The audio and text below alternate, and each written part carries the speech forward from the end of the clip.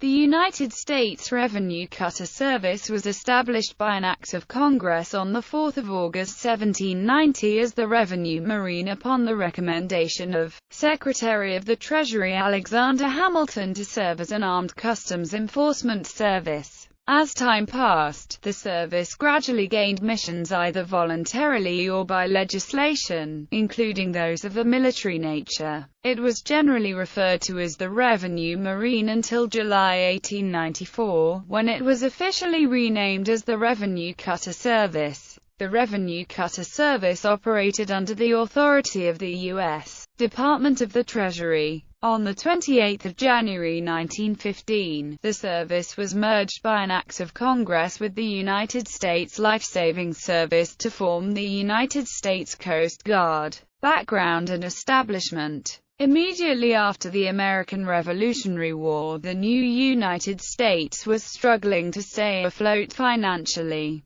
National income was desperately needed, and the government determined that a great deal of this income would come from import tariffs. Because of rampant smuggling, the need was immediate for strong enforcement of tariff laws, and on 4 August 1790, the United States Congress, urged on by Secretary of the Treasury Alexander Hamilton, created the Revenue Marine, later renamed the Revenue Cutter Service by Act of 31 July 1894. Under the enabling legislation that authorized the Revenue Marine, the system of cutters, consisting of 10 vessels, were initially ordered and constructed. 2 cutters were to be assigned to the coasts of Massachusetts and New Hampshire, 1 for Long Island Sound, 1 for New York, 1 for the Bay of Delaware, 2 for the Chesapeake, 1 for North Carolina, and 1 for Georgia. On 21 March 1791, the first 7 masters were commissioned by President George Washington. Among those commissioned were Hopley Eaton and John Foster Williams of Massachusetts, Jonathan Maltby of Connecticut, Patrick Dennis of New York, James Montgomery of Pennsylvania, Simon Gross of Maryland, and Richard Taylor of Virginia. William Cook of North Carolina was commissioned on 25 April 1791, Robert Cochrane of South Carolina on 8 May 1791, and 20 May 1791 John Howell of Georgia. Each cutter was constructed where it was to be assigned, a move by Hamilton to satisfy members of Congress and gain their votes for the establishment of the service. Washington suggested to Hamilton that it would be advantageous to have each master supervise the construction of his own cutter, a suggestion that Hamilton put into use along with the limitation that each cutter cost no more than $1,000. Hamilton's cost restrictions proved unrealistic for 3 of the new cutters. Massachusetts cost $2,050, Scammell cost $1,255, and General Greene cost over $1,500. The same legislation that established the 10 original cutters also provided for the complement and pace scales of the crew of each vessel. Each vessel was provided with a master with pace set at $30 per month and 3 mates at $20, $16, and $14, respectively. In addition, each cutter was allowed 4 mariners at $8 apiece and 2 boys at $4. History. Early missions between 1790 and 1798, the Revenue Marine was the only armed maritime service of the United States, as the Navy had been disbanded. Each cutter master was answerable to and received his sailing orders directly from the collector of customs of the port to which his ship was assigned. All crew pay, requests for supplies, arrangements for repairs to the cutter, and mission-specific tasking came directly from the port's customs house. After the Slave Trade Act of 1794 was enacted, the Revenue Marine began intercepting slave ships illegally importing slaves into the United States. This was the case from 1791 to 1871, except for the period 1843 to 49, when oversight was vested in the Revenue Marine Division of the Treasury Department. Standing orders for individual cutters were stated in general terms, allowing captains to exercise their discretion and judgment to the fullest. Captains also had far-reaching authority to seize vessels and goods in the cases in which they are liable to seizure for breaches of the revenue laws, and to send inspection parties aboard vessels already in port to ensure that cargo intended for export also did not violate revenue laws. Yet despite this considerable authority, Alexander Hamilton, in his first letter of instruction to the captains, had specifically directed that they will always keep in mind that their countrymen are freemen, and, as such, are impatient of everything that bears the least mark of a domineering spirit.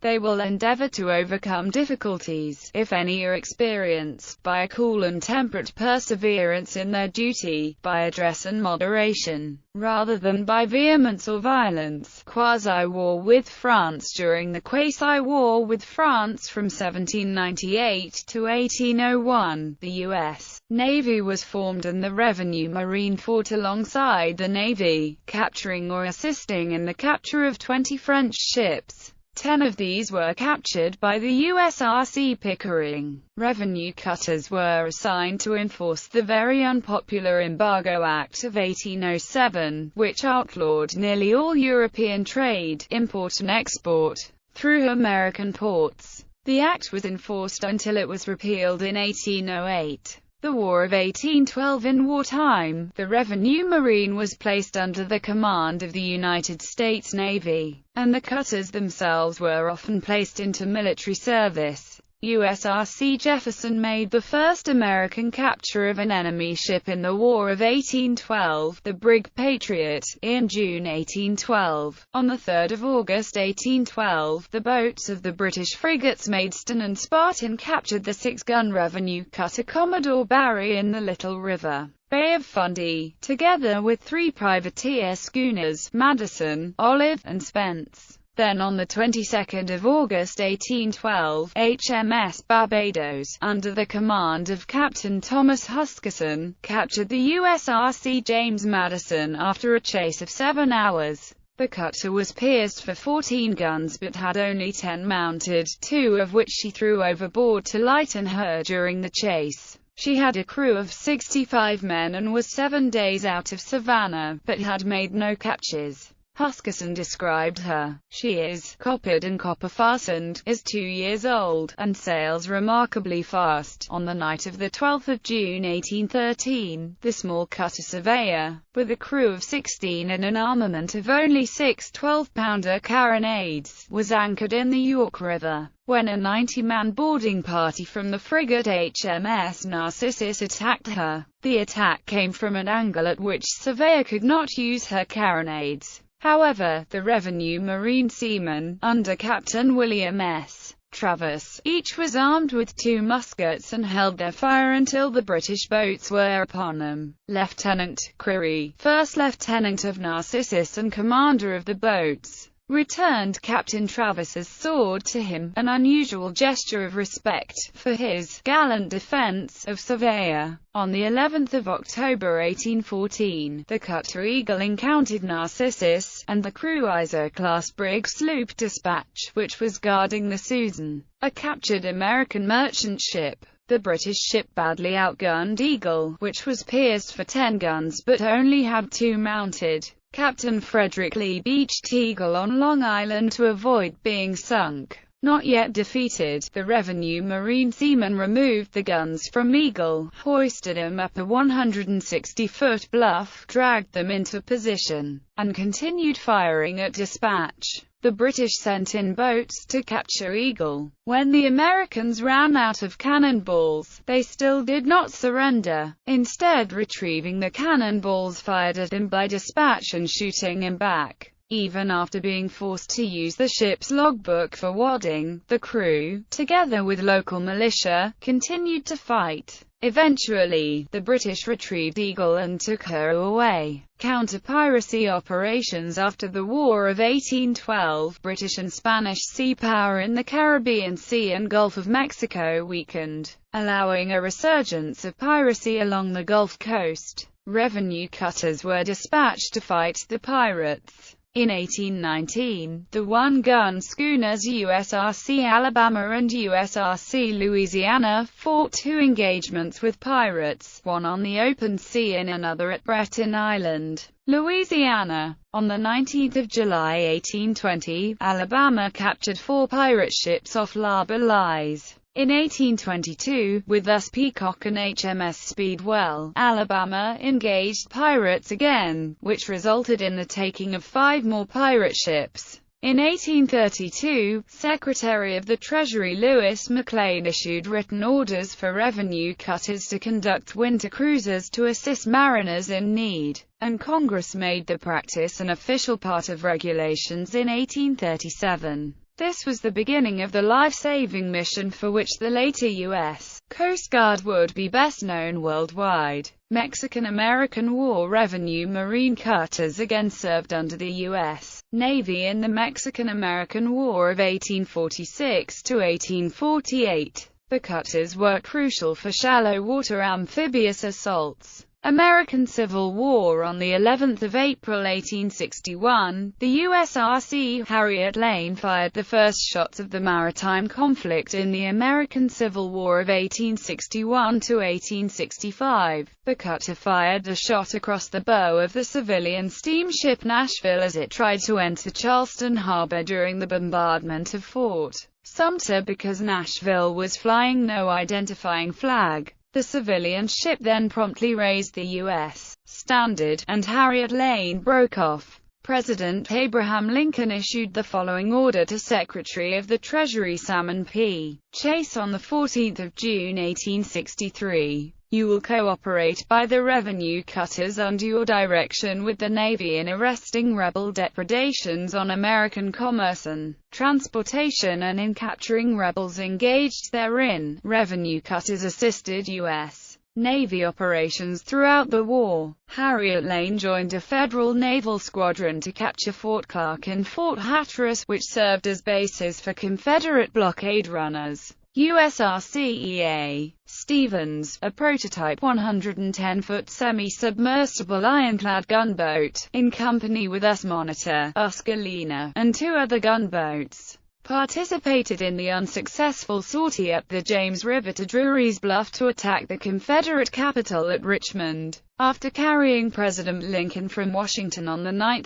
May 1862, USRC Miami assisted Navy transports in landing Federal troops at Ocean View, Virginia. In June 1863, in an incident known as the Battle of Portland Harbor, the revenue cutter Caleb Cushing was captured by Confederate raiders, commanded by Lieutenant Charles Reed, CSN, from the CSS Tacony. The Cushing was pursued by 2 civilian ships carrying a detachment of soldiers from Fort Preble and a number of civilian volunteers. Seeing that capture was imminent, the Confederates abandoned the Cushing in a lifeboat after setting her on fire. The Confederates were captured, but the Cushing was destroyed when the gunpowder on the ship detonated. After President Lincoln was assassinated on 15 April 1865, revenue cutters were ordered to search all ships for any conspirators who might be trying to escape. Post-Civil War operations. The increase in coastal trade along the Atlantic seaboard after the Civil War and the purchase of Alaska in 1867 had a significant impact on the development of the revenue cutter service.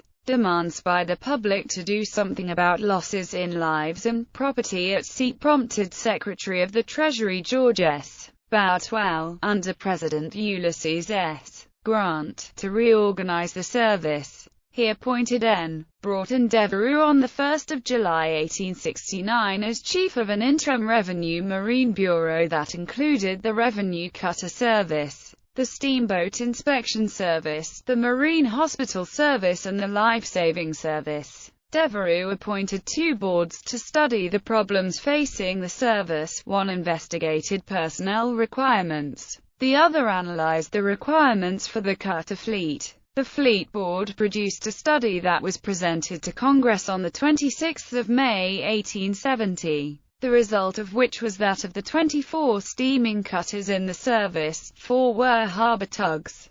6 were stationed on the Great Lakes and the remaining steaming cutters were stationed in the Atlantic and Pacific coasts. The harbor tugs were left where they were stationed and all of the lake cutters were recommended for repair and stayed located where they were except for one which was home-ported in a different city. All of the steaming coastal cutters except for 2 were a successful side-wheel design which were retained. The board recommended keeping only one of the propeller-driven steam cutters, the USRC Mahoning. Of the 12 sail cutters in the fleet, only 5 of the most seaworthy were recommended by the board to be retained. Devereux's report to Congress included a request for 4 new steam cutters, a large propeller-driven ship, a large side-wheeler and 2 smaller side-wheelers. Recommendations were made as to the types of engines to be used on various cutters and all were to be equipped with sails to save on coal consumption. Additionally, Devereux requested $125,000 to cover the unexpected costs of operating cutters Lincoln, Winder and Reliance in Alaskan waters during 1869. The personnel board that Devereux convened found that the revenue cutter service was rife with abuses through the political control by customs collectors in the ports where the cutters were assigned. It was possible under the structure in place at the time to be appointed by the customs collector to the captaincy of a cutter without having ever served aboard a ship, although the Department of the Treasury remained in charge of the service throughout the 19th century. Its conventional organization was resumed after the war, with cutters reporting to local customs officials. A new Revenue Marine Division was established in 1871, which became the United States Revenue Cutter Service by an act of 31 July 1894. During the harsh winter of 1897 to 1898, Lieutenant David H. Jarvis of USRC Bear led a relief party to 265 whalers whose ships had been stranded in the ice off the northern coast of Alaska. Spanish-American War. With the outbreak of the Spanish-American War in 1898, the Revenue Cutter Service saw plenty of action in both the Cuban and Philippine theaters. Many revenue cutters were assigned to the blockade of Havana Harbor. During the Battle of Manila Bay on 1 May 1898, USRC Hugh McCulloch fought with the American squadron under Commodore George Dewey. On the 11th of May 1898, USRC Hudson, equipped with 2 6-pounder guns and a machine gun, took part in the Battle of Cardenas off the coast of Cardenas, Cuba. Together with Navy torpedo boat Winslow, Hudson fought against a Spanish gunboat and coastal batteries until forced to withdraw. Under extremely heavy fire, Hudson towed the disabled Winslow away from the battle. Congress awarded Frank H. Newcomb, the captain of Hudson, a Congressional Gold Medal for his bravery. Officer rank structure. From the establishment of the Revenue Cutter Service in 1790 until 1799, the officers of the service were called master and mate, the same terms, for officers used on merchant ships. Initially, the masters and mates were commissioned officers of the customs, under the Act, rather than commissioned military officers. The system of cutters authorized by Congress in the 1790 Act authorized 10 cutters to be constructed. Each cutter was to be manned by the master, first, second, and third mates, as well as 4 mariners and 2 boys. Congress established a military rank structure for the Revenue Cutter Service in the 2nd of March. 1799 Act which authorized the use of the terms captain and lieutenant. In 1908, Congress established the rank of captain commandant, equal to the rank of the U.S. Navy captain, and also the rank of senior captain, equal to a commander. The position of chief engineer was established ranking with that of senior captain. Formation of the U.S. Coast Guard. President Woodrow Wilson signed into law the Coast Guard Act on 28 January 1915. This act combined the U.S. Revenue Cutter Service with the U.S. Life-Saving Service to form the new United States Coast Guard. The U.S. In 1990, the Commandant of the Coast Guard, Admiral Paul A. Yost, Jr., established a military award known as the Coast Guard Bicentennial Unit Commendation, which commemorated the original founding of the U.S. Revenue Cutter Service.